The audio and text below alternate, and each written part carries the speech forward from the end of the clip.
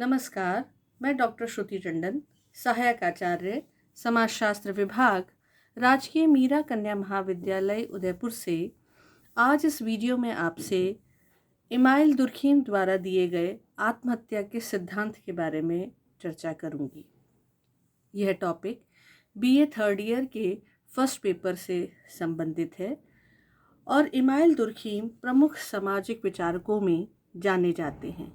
इनके द्वारा दिए गए बहुत से सिद्धांत लोकप्रिय हैं और समाजशास्त्र में अपनी विशिष्ट पहचान रखते हैं। श्रम विभाजन की अवधारणा भी इनकी है, तो आत्महत्या का सिद्धांत विशेष समाजशास्त्र में अपना योगदान रखता है। आज इस वीडियो में हम इसी विषय पर चर्चा करेंगे कि आखिर इमाइल दुर्खीम ने अपने आत्महत्या के सिद्धांत में क्या कहा। दुर्खीम ने 1897 में ली सुसाइड नामक पुस्तक प्रकाशित की। यह दुर्खीम की समाजशास्त्रीय मान्यताओं और पद्धति शास्त्रीय प्रयोगों की व्यवस्थित स्थापना और प्रामाणिकता की दृष्टि से प्रथम कृति कही जा सकती है। अपने उद्देश्यों की पूर्ति के लिए दुर्खीम ने आत्महत्या के विषय को शोध समस्या के रूप में चुना। दुर्खीम के अनुसार आत्महत्या एक स्पष्ट और निश्चित समस्या है। यह एक सामयिक समस्या भी है। इस पुस्तक को दुर्खीम ने 3 खंडों में विभक्त किया। प्रथम खंड में अन्य विद्वानों द्वारा प्रतिपादित सिद्धांतों की विस्तृत व्याख्या करते हुए उनकी अनुपयुक्तता सिद्ध की।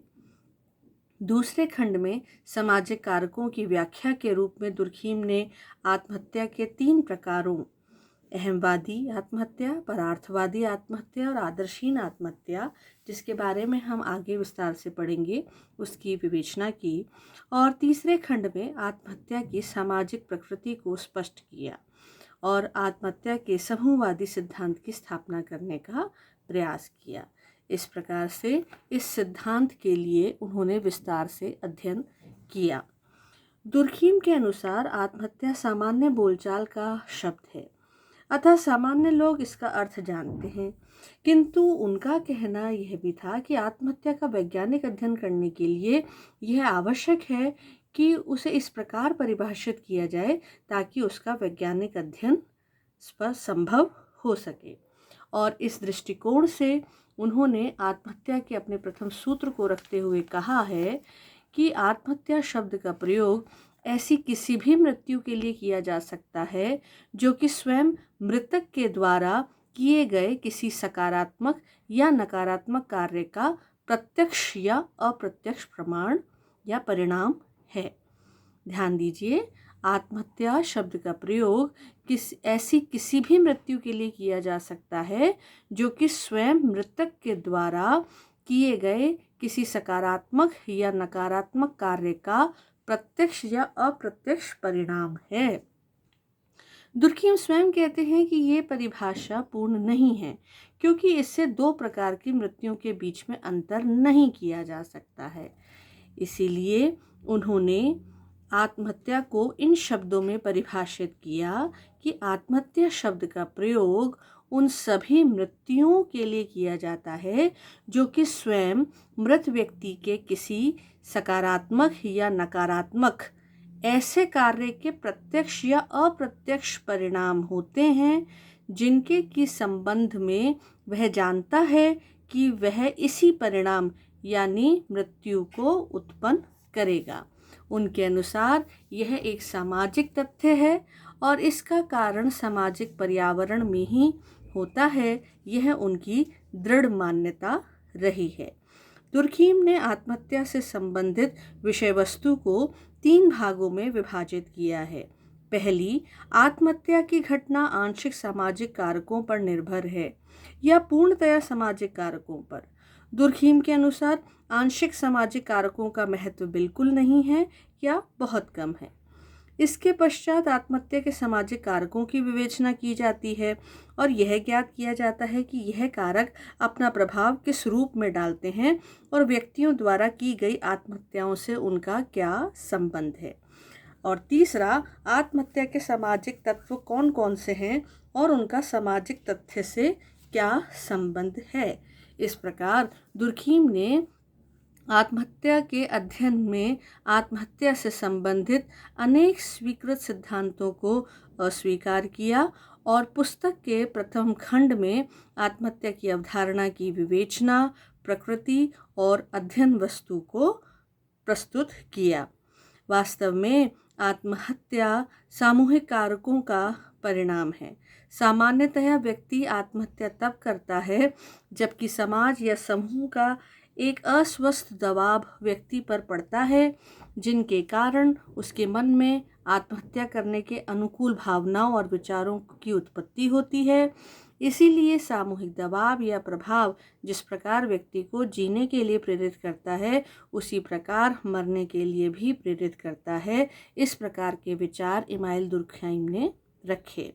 उन्होंने कहा कि यह एक सामाजिक तथ्य है जो व्यक्तिगत अवस्था का प्रदर्शन नहीं करती, बल्कि सामाजिक परिस्थिति की ओर संकेत करती है। उन्होंने कहा कि आत्महत्याएं सामाजिक परिस्थितियों की अभिव्यक्तियां होती हैं। यही कारण है कि समाज विशेष में आत्महत्या की दर लगभग स्थिर रहती है। दुर्खीम का मानना रहा कि सामाजिक परिस्थितियों की कुछ अवस्थाओं का और आत्महत्या का संबंध उतना ही प्रत्यक्ष और स्थायी है जितना कि आत्महत्या का संबंध प्राणीशास्त्रीय भौतिक कारकों के साथ अनिश्चित और अस्पष्ट है। इस प्रकार से उन्होंने आत्महत्या के सामाजिक कारकों की भी चर्चा की। क्योंकि उन्होंने इसे सामाजिक तथ्य के रूप में स्वीकारा, तो सामाजिक संरचना की बदलती हुई दशाओं से उन्होंने अपनी व्याख्या प्रारंभ की और कुछ प्रमुख कारकों का उल्लेख किया, जो इस प्रकार हैं। पहला, आवश्यकताओं और साधनाओं में असंतुलन।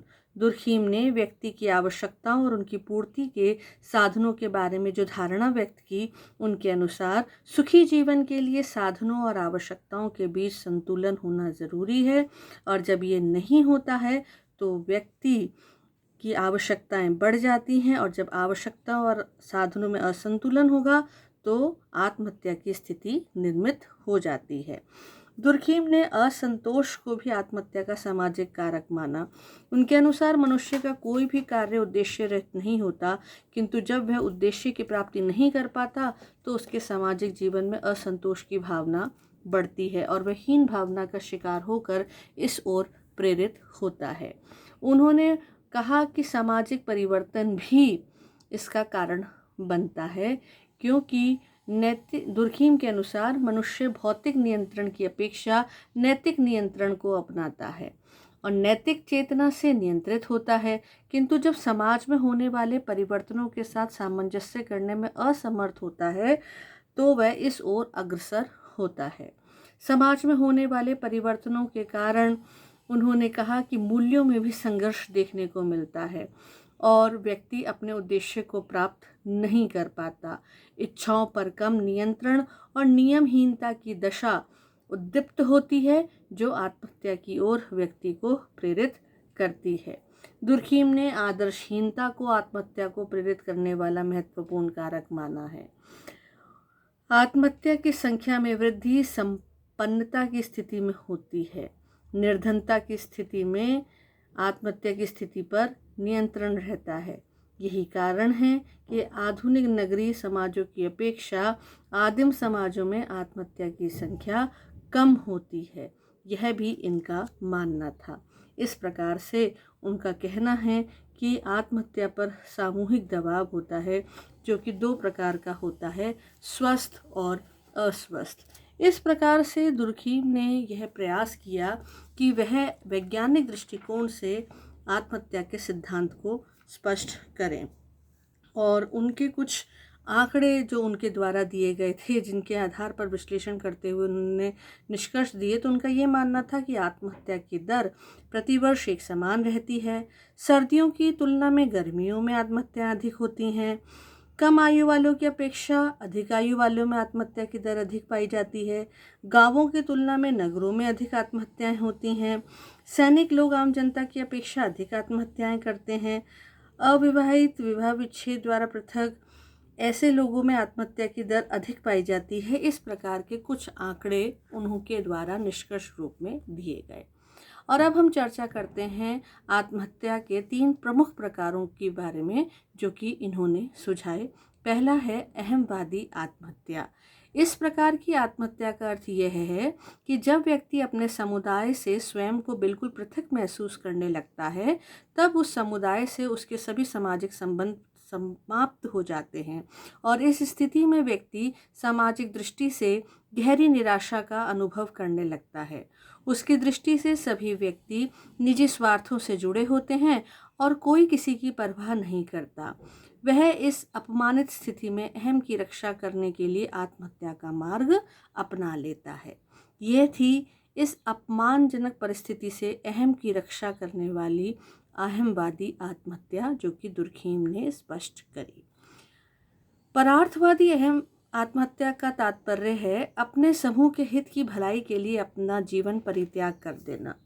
इस प्रकार की स्थिति तब आती है जब व्यक्ति और समाज का संबंध घनिष्ठ हो जाता है, और जब समाज और व्यक्ति के संबंध अत्यधिक घनिष्ठ और नियंत्रित होते हैं, तब ऐसे वातावरण में व्यक्ति द्वारा कोई ऐसा अनैतिक कार्य हो जाता है जो समाज द्वारा स्वीकृत नहीं होता। तब व्यक्ति अपने पर नैतिक दबाव को महसूस करते हुए आत्महत्या कर लेता है। और तीसरे प्रकार की आत्महत्या जो कि इनके द्वारा प्रतिपादित रही वो रही विसंगत आत्महत्या। इसका तात्पर्य समाज में विसंगति की स्थिति के कारण घटित होने वाली आत्महत्या है। दुर्खीम ने स्पष्ट करते हुए कहा कि विसंगति आदर्शहीनता की एक अवस्था है, स्वाभाविकता का अभाव है। नियमों का निलंबन एक ऐसी स्थिति है जिसे कि अक्सर हम नियमहीनता कहते हैं। इस प्रकार की स्थिति समाज में एकाएक कोई क्रांतिकारी परिवर्तन हो जाने के कारण उत्पन्न हो जाती है। अर्थात समाज में जब सामाजिक परिस्थितियों में अचानक परिवर्तन होने लगता है, तब इस प्रकार की आत्महत्या होती है। इन परिस्थितियों में व्यक्ति में गहरी निराशा या प्रसन्नता की स्थिति पैदा हो जाती है। व्यक्ति पर समाज का प्रभाव शून्य होने लगता है, वह दिशाविहीन हो जाता है और ऐसे में वह आत्महत्या का रास्ता अपना लेता है। इस प्रकार से दुर्खीम के आत्महत्या के सिद्धांत में उन्होंने 3 प्रकार की आत्महत्याओं का उल्लेख किया।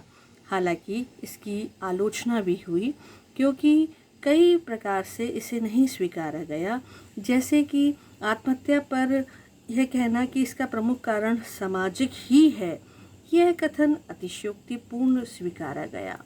कई विद्वानों ने इसे नहीं स्वीकारा और यह भी माना गया कि सिर्फ एक ही कारक को जिम्मेदार नहीं ठहराया जा सकता। लेकिन दुर्खीम ने अनुभव सिद्ध और तथ्यात्मक समाजशास्त्र की स्थापना की धुन में सामाजिक घटनाओं की अमूर्त प्रकृति को समझते हुए भी उन्हें गणनात्मक बनाने का प्रयत्न किया, और इस प्रयत्न के कारण वे अपने विषय की संपूर्णता की व्याख्या करने का दावा करने में असमर्थ कहे जा सकते हैं। फिर भी इसे स्वीकारना है कि दुर्खीम का यह ग्रंथ समाजशास्त्र की अनेक समस्याओं पर प्रकाश डालता